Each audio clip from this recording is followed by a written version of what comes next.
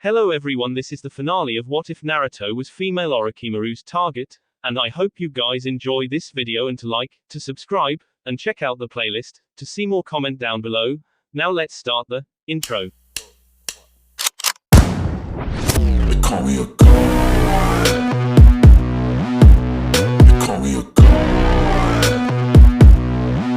They call me a god.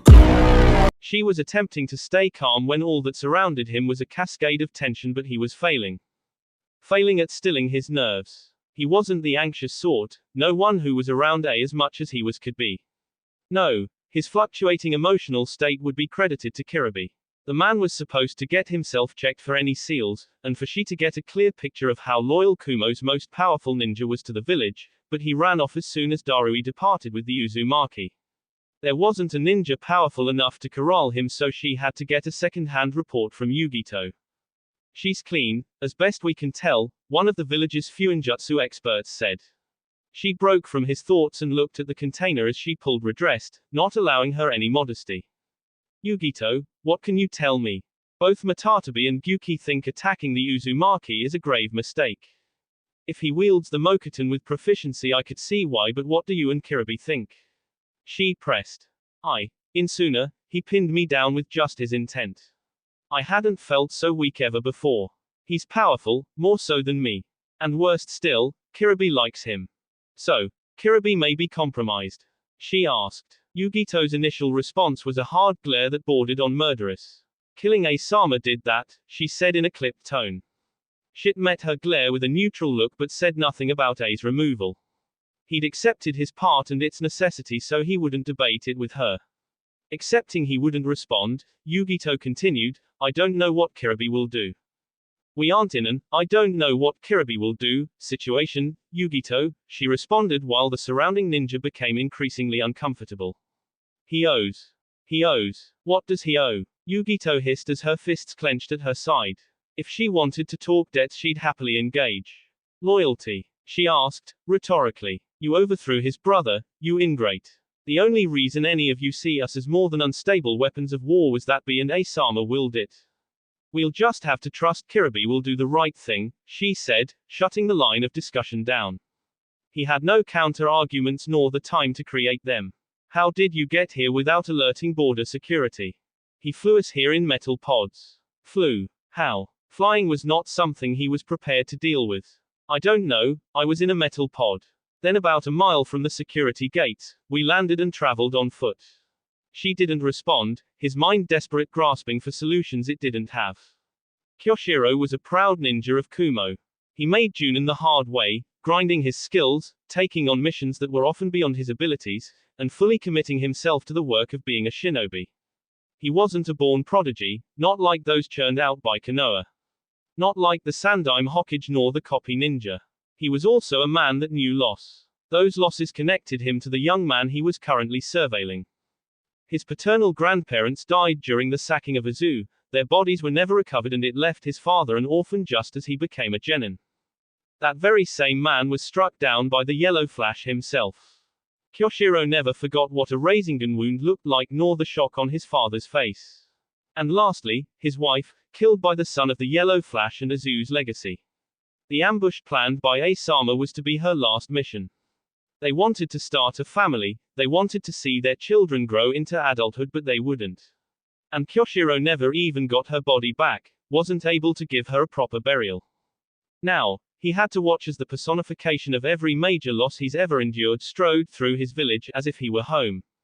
The bile in his throat and reddening of his eyes were ignored, along with his years of practiced control.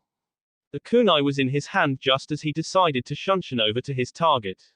His frizzled, platinum blonde hair swayed in the wind and for the first time in months, he felt alive. He was going to get revenge. He flooded his body with chakra, paying no mind to control. He wanted to blitz his target, to be the lightning his people wielded like no other ninja. Quick, piercing, powerful. One strike, one kill. And from his vantage point, he disappeared, reappearing right beside his target. Kyoshiro's swing neared its apex but was stopped by the Uzumaki's hand. This isn't a training ground, friend, the redhead informed him. Kyoshiro ignored the boy's words as the rage of having been stopped, easily, overtook him. He couldn't even remove his arm from the boy's grip. He swiftly looked to his new raikage, the man's eyes filled with pure disbelief. He likely wanted to disavow him, but it was too late. One broken man's action cascaded as several others swooped down to attack the Uzumaki. It confused him, how the boy remained motionless. That is, until he didn't. One flare of chakra and his figurative spiky mane became literal as the tendrils of chakra-laced hair punctured 5 of his comrades. Having no time to come to terms with the nonchalant slaying of 5 ninja, Kyoshiro was struck with a backfist while being relieved of his kunai. Sailing backward, eyes watering from the broken nose, the Kumo Junin watched Darui-sama begin to perform a series of hand seals. He also saw his kunai become a kodaki as the Uzumaki swung it at the raikage. The blade didn't make contact, but, confusingly, Darui-sama stopped his hand signs and muffled a scream. An Anbu took him away, several others attempted to assault the foreign invader. Kyoshiro speculated he had a concussion, in addition to everything else, but for some reason, it gave him a brief moment of clarity. The Anbu tried, and even though he couldn't fully track the fight, it was obvious they weren't up for the task. The Uzumaki was dismantling them. 2 fell to his kodaki, their weapons having been cleaved through with little resistance. A third tried to sneak up from behind but was greeted with the flung blade sinking into his chest. The last 2 were dispatched with a brief exchange of taijutsu. He was losing consciousness, had no hope he'd awaken if he did, but Kyoshiro didn't fight it. As a pillar of water began to circle the Uzumaki, he resigned himself to the fact he'd unleashed this thing unto his village. No matter the result, his best-case scenario was to be forgotten, but it was much more likely he'd be remembered as a fool. A no-talent lifer that barely made it and couldn't keep his composure when it counted. He closed his eyes so didn't see the liquid coming as it washed over the surroundings. He was mildly surprised as it wasn't water but oil. Inform everyone that they are not to use Sutenjutsu to put out that fire, Darui commanded. Somehow the Uzumaki had frozen his hands right to the edge of frostbite, and if the medics couldn't reverse the Hyoten attack fast enough, then he'd lose them. He'd watched the massive sea serpent created by the Jinchuriki and saw the kaiten that followed it. If anyone used water to put out an oil fire, they'd just be making matters worse. We've lost track of him, one of his ninja relayed. Darui said nothing as he awaited the rest of the report. The immediacy of the moment and the pain in his hands caused him to lose his patience. Out with it, he commanded. We've got no eyes on Uzumaki proper but several clones hengered as other ninja, grouped in various parts of the village. Darui looked at the man, wondering why he should care about the transformation of the clones. The first pair were of the Shodai Hokage and Madara Uchiha, sir. The second reported group was the Ni and Sandaime Hokage. A third group was the Yondaime Hokage and Asama. We assume, clones haven't done anything and all are being actively surrounded. Darui chuckled. Now they are waiting for orders to attack when part of the village was on fire and an enemy was loose. He almost wanted to defect right there. Deal with the clones but have all available senses on the search for the real Uzumaki, then send Kiribi and Yugito to his location. We don't know where Kiribi is, Raikage-sama, the man said after a moment's hesitation. Then find him. Sir. They look weak, Hashirama, the legendary Uchiha said, boredom imbuing every syllable. The Shodai laughed and slapped his friend and rival on the back. Don't be like that, Madara. I'm sure they'll defend their village valiantly, Hashirama defended, though hadn't denied they looked weak. As more and more ninja surrounded them, the duo continued to bicker until they saw the Kumo ninja tense. They were finally ready to attack. Madara wanted to instill the futility of such action promptly, so appeared before a cluster of ninja, grabbing one by the throat and snapping her neck before any of the others could react. The shock ended fast enough as the rest exploded upon whichever of the pair were nearest to them. Madara grinned as he dismantled the Kumo fodder, none comfortable in utilizing such large numbers for 2 targets. Their unease with using their full repertoire slowed him down and he capitalized, punishing every mistake his enemies made. Holes in the defenses resulted in broken bones or unconsciousness. Those foolish enough to attack with weapons found themselves impaled with their own instrument. One enemy went for a poorly timed stab and found his throat slit. Madara used the arterial spray to blind several approaching ninja and stabbed each in a vital organ as he flowed through the broken formation. When the Kumo ninja became reluctant to near him, he unleashed an inferno to punish their cowardice. Their pained screams a fitting soundtrack to Kumo's last dance.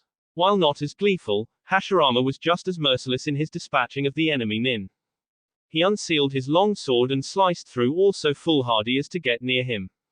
When the close combat ended and they switched to long-range weapons and ninjutsu, the Shodai demonstrated why when it came to ninjutsu he was in a class of his own.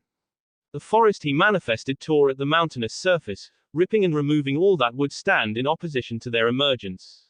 And then, Hashirama disappeared, instantly having altered the battleground to his liking. Konoha ninja were unparalleled when fighting in the trees and none more so than the Mokuton wielder. Whatever reluctance the remaining ninja felt about following Hashirama into the uninviting trees, their decisions were made when the other option was Madara's fire jutsu. They rushed into the tree cover, not a single one believing they weren't running to their deaths, haunted by the darkness of the forest and Madara's menacing laugh. Monsters, a dark-skinned man wheezed, his final act an admonishment of the figures who stood before him. Neither heard his soft condemnation and he succumbed to his injuries, his fellow ninja charging over his body as they clung to hope they could dispel the transformed clones. But it was difficult to continue to believe these were mere clones of Uzumaki Naruto. Not when the Senju Tobarama clone summoned tidal waves of water from the air. Voluminous enough to affect the Raton users, none able to land their laser circus jutsu. Belief was further hampered with the Hiruzen Sarutobi shifting the ground in mud deep enough to undo the foundations of the surrounding buildings, causing massive structural damage. When the man started merging elemental attacks, only the most ardent belief that both these men were dead kept them giving into the visual evidence in front of them. But the assault, both physically and mentally, didn't end with that. The Nadaime had taken to using his Edo Tensei and now the nin were being blown up by their former comrades. As they fell, more and more charged forward. Desperate to land a single blow, desperate to protect their village. Desperate to survive and render support elsewhere. No one would say it but their eyes told the story of their hearts. Be it being torn apart by a water dragon or burned by ignited earth bullets, the fear and the doubt were becoming palpable.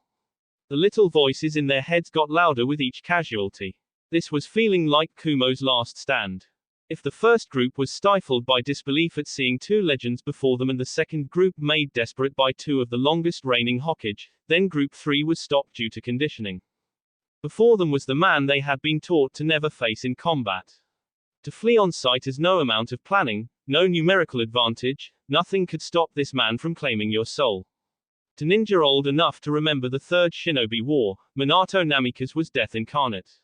Not a myth like the Shodai, not someone they could brag about having slain like the Nadaime, nor a person they watched wither away like the Sandaime. Minato died defeating the Kyuubi. They'd seen the Hichibi's rampages and shuddered to think what a more powerful version could do, so to them, Minato's death was just short of an act of God and the man forced a stalemate. Fear didn't begin to describe how they felt as legs grew wobbly and brows moist. Not even telling themselves these were just clones helped, not when they saw Minato Namikaze sitting before them utterly relaxed with a tri-pronged kunai twirling in his hand. Training said to run, but this was their village, where could they run? They had to fight. They had to fight as there was nowhere to go. Minato Namikaze was not known for an excess of mercy. Legend had it he spared A Sama and B Sama on a whim and nothing more. They were gripped by true terror. Your ninja seem agitated, you should say something, Minato said, and for many, it was the first time they'd heard his voice. These traitors. To hell with them, A grumbled, forcing their attention away from the yellow flash. The words, the tone, his body language, it was also A Sama. If they were terrified of Minato, they were ashamed to be in front of A, most foregoing any belief these were mere clones. I'd normally think that cold, but they were going to attempt to kill my son, grandson, and daughter-in-law. On your orders, I might add. I won't apologize, Minato. What are the apologies of dead men anyway? Minato asked. A stood up and grunted, you a philosopher now, Namikaze. I am a sage, he said cheekily. Bastard, A responded before his features turned grim. I learned a new trick while on the other side, I hope you traitorous cowards like it, he shouted as crimson lightning enveloped his body. Even with his enhanced speed, Minato managed to reach a ninja first, sinking a beach ball-sized Rasengan in the shinobi's guts. Standing over the man he just killed, seemingly indifferent to the violent execution, Minato spoke to the crowd.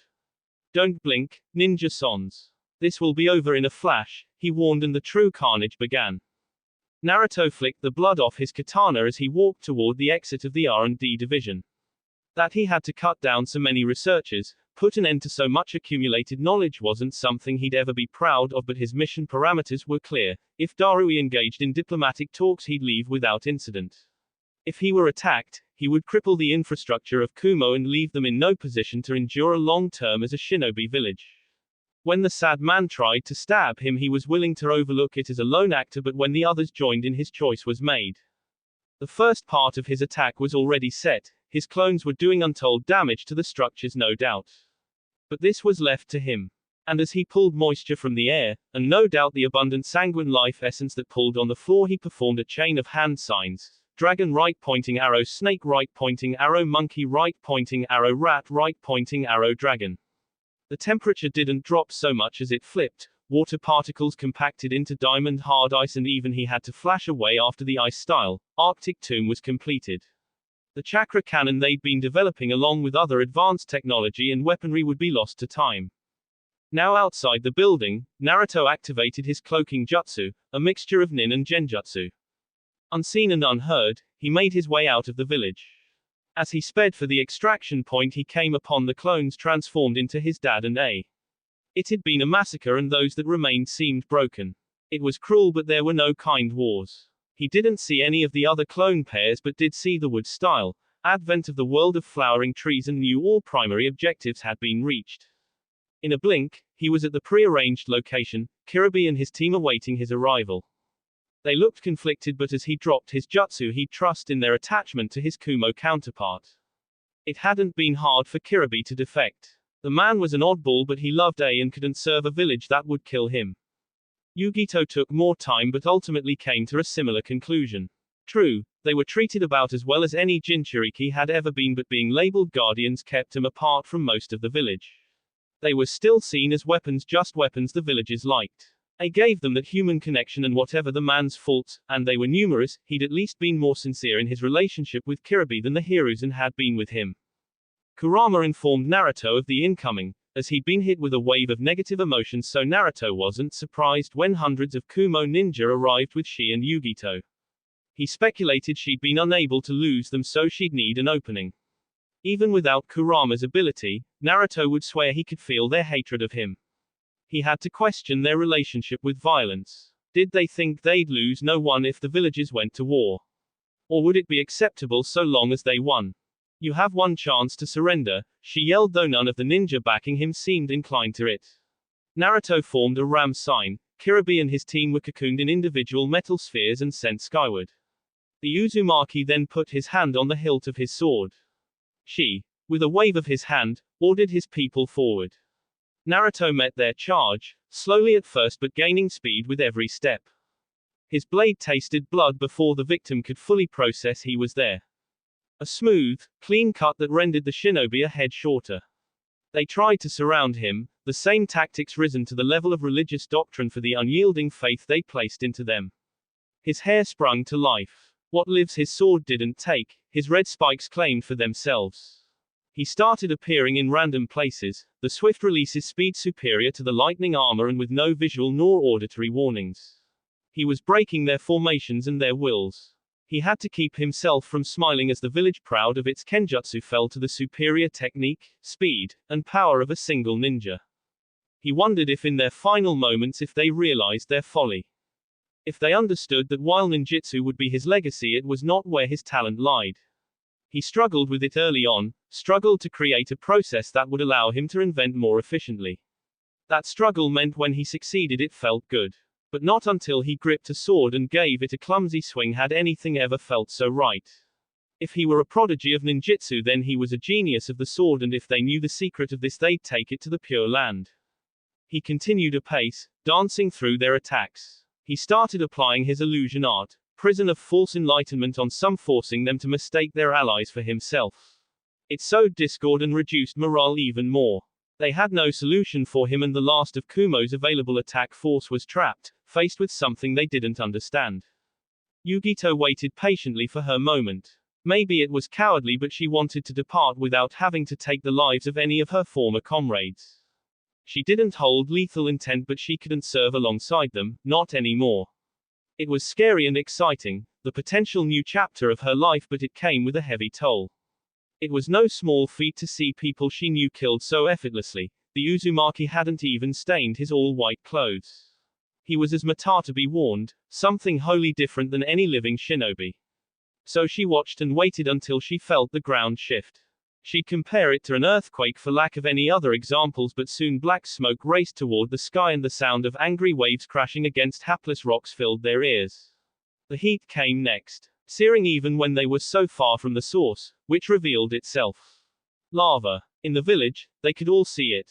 The reddish-orange, blistering hot material. All fighting stopped. Naruto chuckled, again becoming the center of attention. But none attacked. Somehow he'd created a volcano within the village. Not even the most adept Yoten users could do that. She shook her head. With every act he proved Asama both correct and foolish. No village could accept his existence, and yet no village could do anything about it. But it was when he spoke that a new horror was introduced. Pollen is combustible, he said. Those trees have been producing enough to rival a summer in Konoha, and you have 2 uncontrolled sources of fire raging in your village. If my oil fire doesn't get to it, the lava will. You wanted war and you got one. I hope it was everything you wished. Yugito felt her wrist being grabbed, the sensation of being pulled registering before the grunt of she as he was flung back by Naruto's kick. She, too, found herself in a pod and skybound, not seeing daylight again until they landed. Ooh. You're smoking. I'm telling Kurenai-sensei. Naruto threatened Shikamaru, and for a brief moment, there was a look of deep and sincere fear in his eyes before it shifted to one of annoyance. Neither he nor Shino were shocked when Naruto appeared in their tent, having gotten used to him abusing his teleportation jutsu, and the others present in the makeshift command center were wise enough to react on instinct. Look here, you troublesome, Shika said, poking Naruto's chest. Vexing, all around pain in the ass, he said as he continued to poke. If I need this to calm my nerves because my teammate was sent to a hostile village with no backup, then I will damn well have a smoke. I was concerned as well, but I simply carried it because I'm a cool guy, Shino added. You're the very definition of class, Aburame, Naruto nodded in agreement. And it's fine, I'm fine. There was no need to worry, Shika. So, you were able to discuss terms with Darui? The Nara asked. Naruto shook his head. We didn't even make it to his office before they tried to kill me. Sad thing was, he hadn't ordered it, but if they were willing to knife me in front of their raikage absent his orders, he didn't have enough control over his people for option A to work. How did option B go? Shino questioned. If they were given the chance, I'd be amazed if Kumo could recover inside a decade. Massive structural damage and numerous fatalities, it looked like the epicenter of a cataclysm, Naruto explained. When the pollen from his Mokuton jutsu was finally ignited, the explosions rivaled one of his Raisin shurikens. After that, I dropped Kirby and company in Iron Country, did a quick change of clothes, and came here. How did you guys fare? We're about 2 miles outside of Iwa. The joint effort with Suna, Oto, and Iron Country paid off. We couldn't catch the village proper off guard, but their preparations have been hasty. Maybe if you'd been here and flexed those metal arms, Shika said, calling attention to Naruto's Koten armor under his t-shirt and red flak vest, they'd have surrendered. Or fallen madly in love, Shino inserted. Aburame with the dagger, Shika finished as Naruto rolled his eyes. I ever tell you two I hate you both? All the time, Shika answered. I'm starting to doubt you're going to name your son after me, Shino provided. That was never on the table, Shino, Naruto stated dryly. It should be. Naruto broke at Shino's equally deadpan response. First, it was a chuckle, but soon bloomed into riotous laughter, hard enough to make his eyes water. He needed this. However necessary his actions were, whatever they did to bring it upon themselves, it wasn't an easy task for him to be the cause of so much death and destruction, but he'd never do less, so his friends, brothers in every way that counts, would have to do more. I am glad someone is in good spirits given our current location, Gaara said as he entered the tent with Jiraiya and Gurren. Kazekage-sama, Naruto greeted, pairing it with a head nod.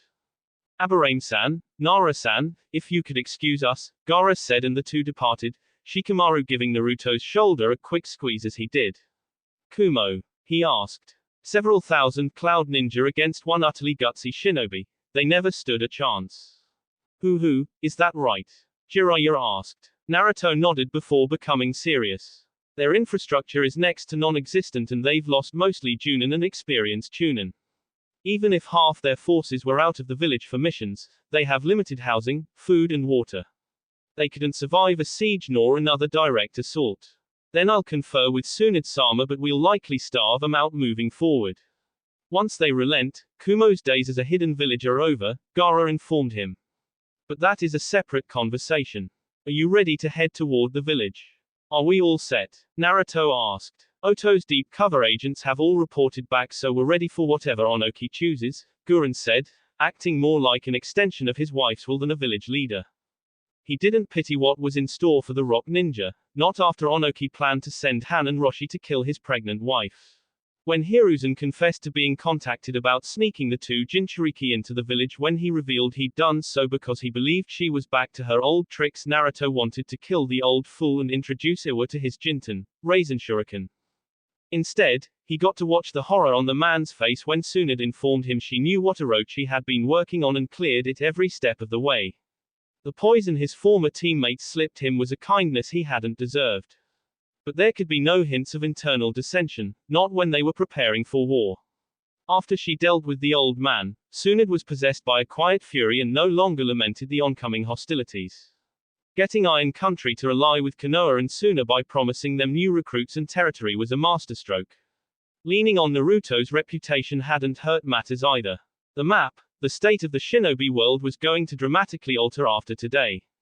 You're mad if you think I'll accept this, Onoki spat, his ire attempting to seduce him into a hasty act of ordering the 4 people in front of him murdered. Even with enemies at the gates, they were Iwa, the Rock, and wouldn't be dictated to. He glared at the individuals sitting across from him as his advisors pored over the document. To prevent an attack, Onoki would have to agree to this idiocy of a new federation between the hidden villages and samurai. Iwa wouldn't be a full member for 10 years, a penalty for actively plotting to trash an existing treaty. A decade in thrall to Konoha and Suna, managing the number of ninja, selecting students to be trained outside the village. They would have final say over all major decisions regarding Iwa. He or Kuro-chan would be a cage in name only. This way keeps you a working hidden village, Onoki Dono. Kumo chose war and was brought to their knees a mere few hours ago, Gaara explained. No, there's no way you managed this in 2 locations, Onoki denied. You're right, Naruto did it himself. He'd have a fellow Jinchuriki, a Sannin, and an army at his back this time. And a fuck ton of motivation, Naruto added under his breath, but all heard. You expect us to believe that? One person, not even a Jinchuriki, could take down an entire hidden village, Kuretsuki argued. Jiraiya silently thought 2 of his previous students could. Nagato had the raw power and Minato the technical proficiency, even though he'd need to plan it well. He could still do it. So why this girl wanted to see what a mix of both could do was beyond him. Believe this, Gaara cut her off, there is a standing army at your gates. Even if you manage to survive, thousands of lives will be lost and we have more ninja and samurai to throw at you. It was a fair point, but Onoki had no desire to bend the knee to another. It would be difficult, but they'd need to start building strength in secret. If Kumo had fallen, maybe entice some of their ninja and train a force in secret while he planted seeds of internal division. Maybe even rally a number of smaller hidden villages. It wouldn't take much to make them afraid of Konoha's power grab. He could make them believe the alleged peace seekers really wanted to remove existing governing structures so all were a part of Konoha. We'll join, Onoki said, shocking his granddaughter. She still wasn't ready to lead, her reaction revealed as much to him. He'd let his advisors deal with the logistics of it all.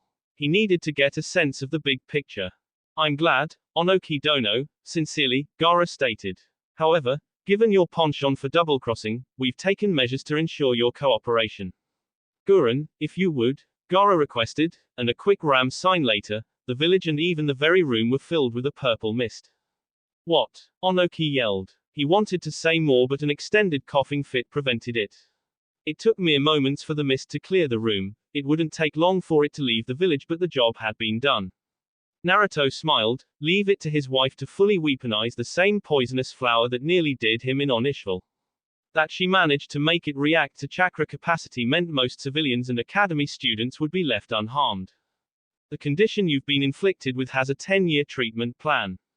You try to betray us, we cut off treatment. You try to replicate the treatment and we invade. Either this is the last war between the hidden villages or you provoke it and Iwa is lost to history. Onoki glared at them. He hated being outmaneuvered, but he crossed the snake Sanin, and however devious he thought he was, she'd risen it to the level of art. While most of the invading force stayed just outside of Iwa, Naruto got to return home. He needed it. The weight of the day was starting to get to him as he fully processed the memories of the clones and saw the silent horror in the faces of the slain. In each pair, there was a point when the ninja wanted to quit or flee but couldn't bring themselves to do it, so they died in waves. To those that survived, Naruto would always be a monster. That very fear marred his childhood and he'd hoped to escape it as an adult, but he just relocated it. It turned something in him bitter to think much of the village would praise him when they feared that very power when he had an infinitesimally small fraction of it. He opened his door to find his sensei waiting and was being hugged an instant later. The amount of comfort of the simple gesture was immeasurable, and not for the first time he was thankful he was placed on her team. The wall he'd built around the toll of the day crumbled and Naruto shook in Kurenai's arms. He laughed when he heard her murmur something about her problem child. They moved to the couch and Naruto ran down the events of the day, first informing her that Shino and Shika were fine. Kurenai didn't stay long, observing that her student looked exhausted and he was too tired to disagree.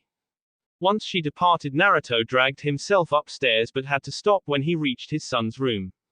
There in her rocking chair and matching footstool, created by Naruto himself, was a sleeping Orochi-chan. She had both hands resting on her belly and Naruto smiled at the scene. She'd been spending more time in the room getting it organized and arranged. Tsunade Barkan called it nesting, and he'd guess she used up all her energy on whatever the day's project was. Creeping away silently, Naruto made his way to his bedroom. He removed his clothes and took a shower, needing a ritual to remove the events of the day from him. Once dried off, he didn't bother getting changed as he slipped into bed, asleep as soon as his head hit the pillow. Orochimaru swayed toward her bed, moving with an elegance befitting a decades-long kunoichi. Even in her current state, she demanded as much control over her body as she could. Though she'd be the first to admit it was no small task. There were several changes she'd expected while being pregnant, but actually experiencing them was something altogether different. She hadn't become more effusive, but she did seem to feel more, not only in variance and rate of occurrence but depth too.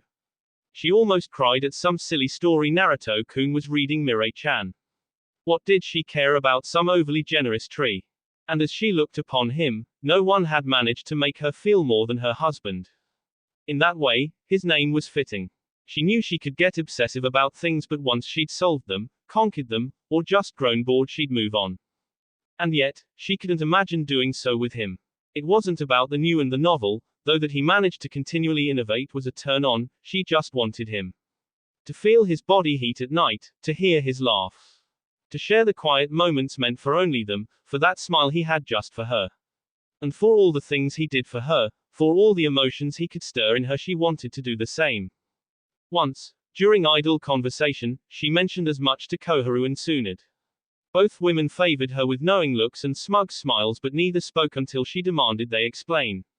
That's love, Orochi-chan, Koharu said. And then they moved on to other things. So, she loved him. But she hadn't told him yet. Not that she didn't want to, it just felt wrong to do it so plainly when he'd done so on the day he asked her to marry him. Besides, he'd been so tense these past months. He's tried to hide it from her, but she could tell. He'd been training more intensely, he didn't sleep through the night. She found him and his two teammates with their heads together quite often as if planning something.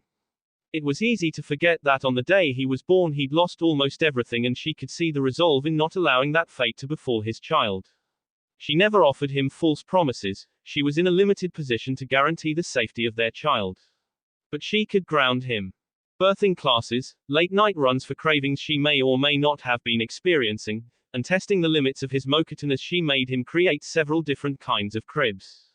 She just needed things that tied him to the present. And it helped, she could tell. It wasn't her preferred method, however.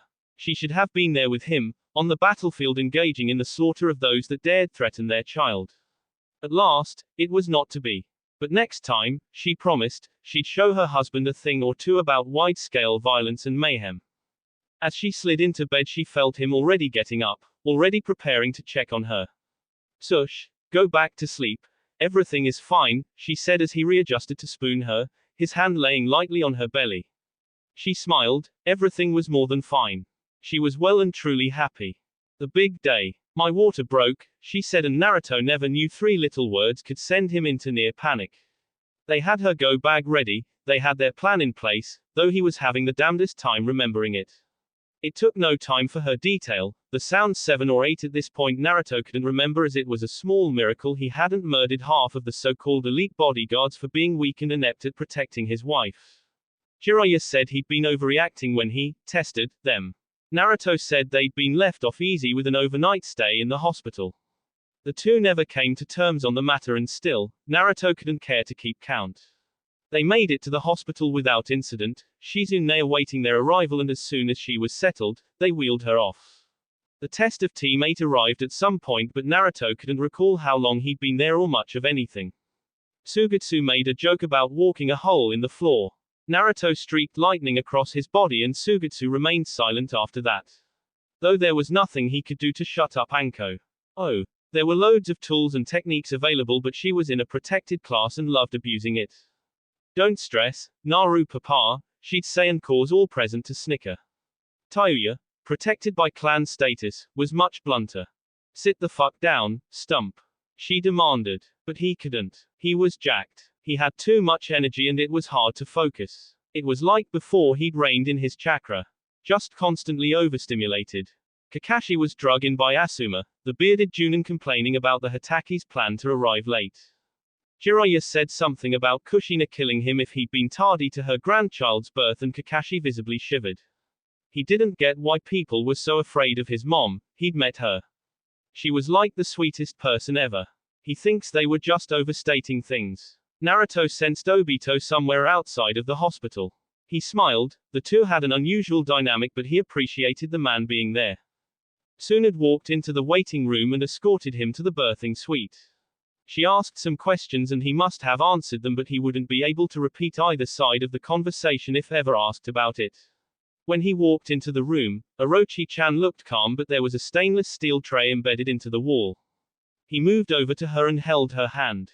People shouldn't be so chipper while I'm in this much pain, she said evenly, but he could see the murder in her eyes. I agree, Naruto said in an attempt to placate her, it's bad form. Yes, we'll see how she likes it when the tables are turned. Why don't you describe her to me and I'll handle it, Naruto assured her, lying through his teeth. She answered, and he hoped that was enough but had a backup just in case. Naruto unsealed a cup out of a refrigerated scroll. Ice chip, he asked, and she nodded. She initially responded to the cooling sensation, thankful for even minor relief. The next was surprise as she looked at her husband. Yuzu flavored, she asked, and he nodded. Naruto wouldn't ever know how much he helped, but he felt like an idiot as he coached Orochi-chan through her pregnancy. Shizune, and the baby were doing the work. He was just breathing like an idiot and feeding her ice chips. He was certainly glad he had chakra and she didn't, or he'd have a broken hand. Wah! They heard the cry after Shizune commanded Orochi to her final push. The nurses took the baby off somewhere and Orochi-chan looked like she'd been at war and could use a rest. The two remained silent as they waited for the return of their son, but there was another present who felt the need to offer his commentary. Your kid wasn't nearly as loud as you, Kurama said. Well, Kurama Nichan was being mean to me and I was just a baby, Naruto teased back, knowing it'd fluster the fox. Shut up, don't call me that, the Biju ordered, but Naruto could tell his real yelling from his performative one. The row was cut short as a freshly cleaned Uzumaki heir was returned to Oro-chan. Holding their child in her arms, Naruto almost felt overwhelmed. He kissed her softly on the cheek and whispered a quiet thanks. He didn't specify for what, the list was too long for someone that had changed his life, time and time again. They sat in silence again as Naruto took in his son's features. A tuft of red hair made him pump his fist internally. Almond eyes like his mom, her complexion, with 2 whisker marks on each cheek. He blinked briefly and Naruto saw the yellow eyes. He grinned at that. It seemed his son was going to take more after his mother, just like Naruto had. There were worse fates, he reasoned. So deep in thought he almost didn't hear Orochi-chan speak. Mitsuki, she said. Naruto hummed, I like it. Seems to fit, he said. Would you like to hold your son? She asked and he nodded and then carefully took hold, supporting the babe's head and little body. Once secured, he rocked him gently. You know, son, there are going to be a lot of people who expect a lot of things from you. Ignore them. I don't care if you want to be a baker or a librarian or a mason. Whatever choices you make, whichever path you choose, I'll always have your back. And if you should decide you want to become a great man, I'll do everything in my power to show you how. Just don't forget to be a good one along the way. And that, son, is a promise of a lifetime. Did you have anything to add, Orochi-chan? Just one thing, she started. Delicate fingers gripped the sturdy, wood headboard. She put the leverage to good use as she could feel he was close, his hands possessively clutching her hips. She increased her pace as he let slip a brief moan of delight. This was the perfect cap to an excellent day.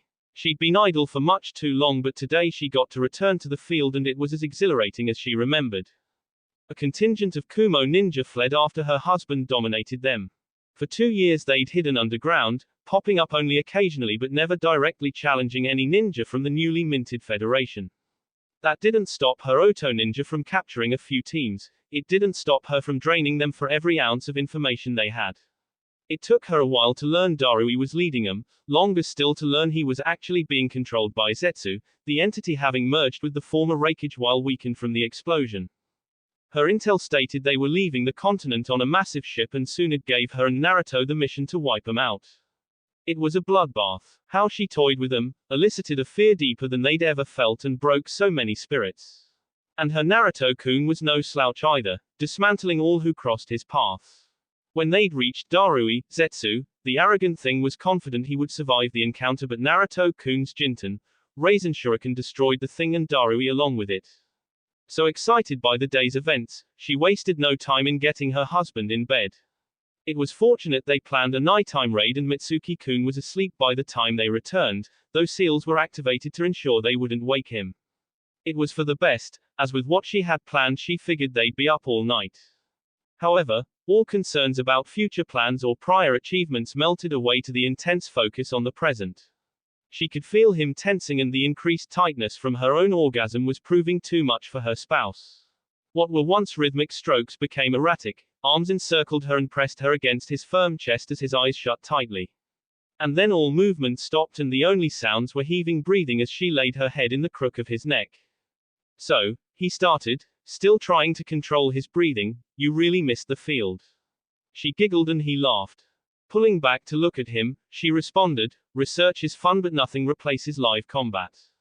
MMHM, he agreed. Though, they were hardly a challenge for you. Kakuku, she laughed as she leaned in, and whispered, I get very creative when it comes to pleasure. Such creativity should be encouraged. Maybe we can start taking more missions together, Naruto said in a hopeful tone. Orochi's eyes softened. He'd been assigned more and more solo, S-rank missions since his sacking of Kumo. They understood why, but her husband was an extrovert and long periods of isolation weren't good for his mental health. He also hated being gone from Mitsuki and her. A part of her wished she could indulge his desire, but it simply couldn't be, something he understood from the shake of her head. I know. You're needed here, what with our rapidly advancing infrastructure. That is true, but there is another reason tonight won't happen again for a while, she said. What is it? He asked. She could see his mind moving through reasons why and failing to come up with anything solid. It's against protocol. They don't let Kunoiki out onto the field after the first 20 weeks. She had to fight the smile as her meaning dawned on him. His smile made her feel lighter. Really? How far along? About 13 weeks, she answered and then found herself on her back at the opposite end of the bed, her husband planting kiss after kiss on her as she laughed. You know I love you, right? He asked. And are you? She replied. He kissed her deeply and she felt his arousal renew. She readjusted, granting him access. His pace was slower, but purposeful. Each stroke drug out the stimulation. Tenderness hadn't ever been something she put much stock in, but like with so much in her life, she just hadn't found the right person. It would be hours later before the two were done with their celebration, ending moments before they could be interrupted by a little person in need of a drink. Naruto was dressed and lifting Mitsuki up before the boy could notice anything. Orochi smiled listening to the two chat as they moved down the hallway, Mitsuki-kun regaling his father with tales of his adventures with Shuri, his assigned panther familiar, and Yama, his snake familiar. She submitted to sleep with a sincere smile on her face. Ruko Uzumaki was born several months later, letting the whole world know of her existence. She took more after her father, her face being rounder and having blue eyes. Initially, all thought she'd have her mother's black hair, but it started showing signs of Uzumaki red once it grew out. She was more outgoing than Mitsuki, for good and ill, and routinely butted heads with her mother. She was born after Shikamaru's lone child, Shikadai, and before Shino's first, of four, Toga. The three were nearly as inseparable as their fathers had been and were truly raised in a community, routinely spending the night at one of their compounds or Kurenai-sensei, or Auntie Kurenai to the kids. She, like Shika and Temari, stopped at one. Mirai was a bubbly but focused girl, with a talent for genjutsu and trench knives. Even with their expanding families, her godfathers, older brothers always made time for her while seemingly paying respect to Kurenai's demand they not teach her any advanced skills, though Shikamaru taught her how to subtly manipulate people with verbal cues and Shino taught her how to get rid of evidence. In a fit of childishness, as anything he taught her would be quite obvious, Naruto retaliated by building her a two-story treehouse with a functioning electrical system and plumbing. Kurenai hit the roof, especially as he'd been able to hide it in her backyard for a week before he revealed it. She made him responsible for all repairs or remodeling jobs and even smirked when he had to make one for Mitsuki and eventually Shikadai and Toga. Until she learned each one came equipped with defensive measures, namely a long-range water cannon. All the children loved them. Kurenai thought for a set of geniuses she was stuck with a trio of idiots. Mirai and Mitsuki became best friends fast. They were in the same class at the academy and even assigned to be on the same genin squad with Hanabi as their sensei, Naruto's lone official student. The two even made Junin within a year of each other. Naruto created his own truth-seeking orb at the age of 21. Unlocked Ashura's gift at 23 and was named Hokage at 24, the first to have his entire reign coexist with the Federation of Shinobi villages. It was hard, exhausting work. The village leaders were meant to convene as equals, but they often deferred to Naruto out of a mix of fear, respect, and genuine affection. He relied on Gaara to tell him the things they wouldn't. His term lasted 15 years and Konoha saw a period of technological advancement, security, and prosperity they hadn't experienced throughout its history. Though Naruto would be the first to credit his wife, widely acknowledged as the most brilliant mind on the continent. From high-speed transit between countries, to experiments with aviation, she was in a moment of innovation that eclipsed her peak with the original Team 7. Naruto's own reforms, such as allowing the villages' academies to accept ninja from any and all Federation villages and getting them to do the same, was a slow success. But it went unmatched in getting people to build bonds across borders, for the similarities to overwhelm the differences. He also raised the graduating age to 16 and helped create a tax system so no one had to pay for missions anymore. Ninja truly served and protected, wealth was no longer a barrier to getting aid and justice. At the age of 39, Naruto retired, to much sadness and uneasiness of the Federation. Konohamaru had built a solid reputation, arguably the most powerful ninja of his generation. But it wasn't the once pariah that had overcome. He wasn't the boy with the iron will that became the man without limits. He wasn't Uzumaki Naruto, and while his farewell address hadn't meant to underline that fact, it was its exact effect. In his final words as a Hokage, Naruto spoke of stagnation. Of how it was at war with advancement and tradition. That tradition was our roots, but we were always meant to grow beyond. To seek new challenges, answer new questions. He spoke of grace, of how it wasn't a tamper on ambition but a way to focus it. That he once sought power for its own sake, for his need for control, but only really felt free when he forged bonds. And lastly, he spoke of the future. How it was the responsibility of all to prepare for the trials that await us, how the Gokage were meant to be reflections of their villages. An inspiration for qualities all should have. He finished by saying he believed in them all, that his work would be a footnote for what came next, and he was excited to see it. The people cheered and wished him well as they steeled themselves for an unknown future. Orochimaru retired from her position a few days later and the couple departed from the village a week later.